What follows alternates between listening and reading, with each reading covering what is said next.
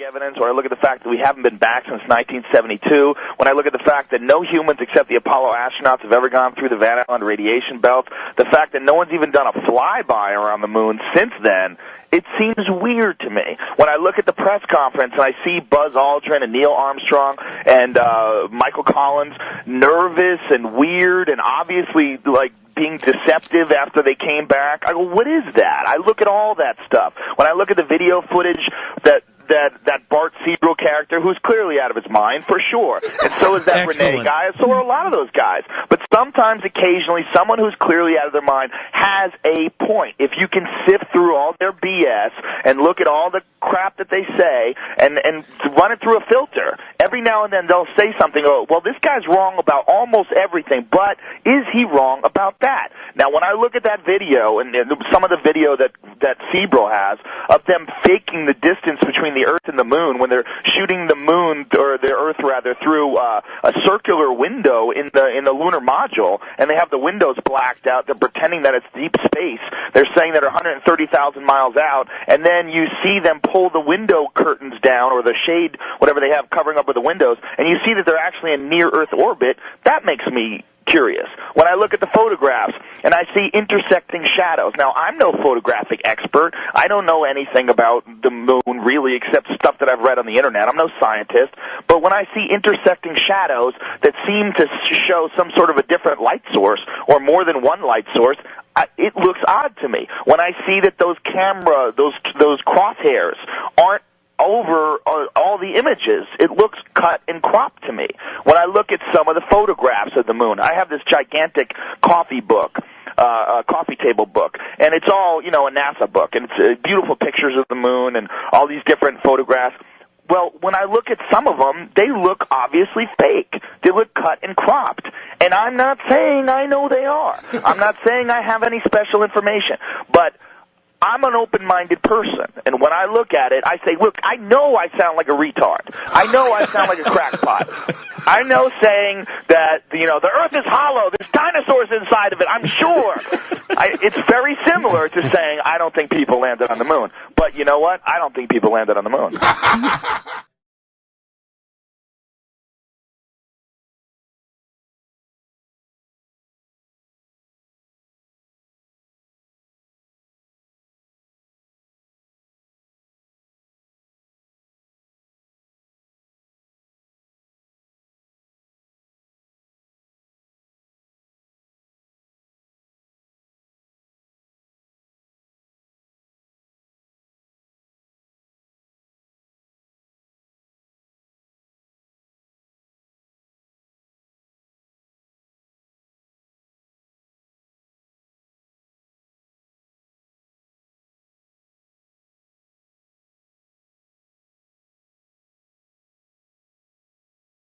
Them down early enough, and now they're loud enough that we have a problem. We didn't shut them down early enough, and now they're loud enough that we have a problem. We didn't shut them down early enough, and now they're loud enough that we have a problem. The same.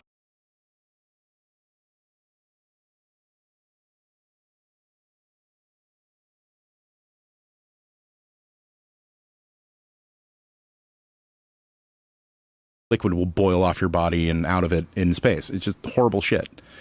It's just, and we want to go to Mars. They're out of their fucking mind. These people, I've been mocking them on stage. These people that want to go to Mars.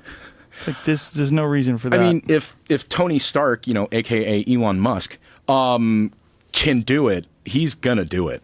You think he can do it? I think he can do it. He's okay. When we were kids, how fucking cool was it to see like rockets land vertically in shows and like Flash Gordon and stuff like that? He just did it. Yeah, he just did it. It was a suborbital satellite launch with a cargo ship to the ISS, or putting a satellite in orbit, and then lands vertically a reusable space frame. That blows my mind. And even beyond that is when the Curiosity rover landed on Mars. It flew in, did parachute aerobraking, jettisoned everything, and then it was lowered on a fucking crane from a flying sky crane thing, and then touched down and then disconnected and flew off. A nuclear-powered rover was descended to another planet on a sky crane that was hovering with rockets. This is sci-fi come to life. It's fucking rad. It's pretty crazy.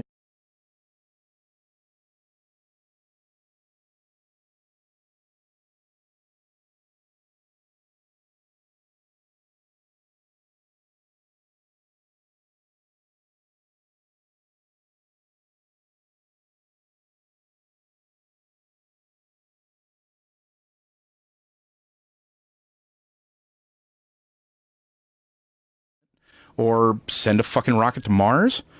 We want to do that too. But it's when you get into the idea of, I want to do that, and I want to take them down, that's when we have the problem. Because you're not using, and everybody wants to say that they're critical thinkers and all that. You're not. You really aren't. I'm sorry. Any of Joe's listeners that think of any of this shit, you're not doing critical thinking. You're cherry picking. You're finding patterns to fit your model. You're not looking at contrail science. You're not looking at simple proof of curvature. You're not looking at the fact that if you're on a ball and you're in a hot air balloon or an airplane, you should not be able to see out your window, straight out your window, the horizon. You should have to look down, further and further down, the higher you ascend to be able to see that horizon. But you'll never look down to the horizon on the Earth. It will always rise up to your level. Yeah. Just like most southern hemisphere flights don't make any sense on the spherical map, they almost all come into the northern hemisphere, mostly very high into the northern hemisphere, before then dropping back down to the southern hemisphere to their other destination. Whereas if the Earth was really a ball the way they say it is, they should just stay on the exact same line of latitude in the southern hemisphere, and that would be the shortest trip from both points. Yet they don't do that. They make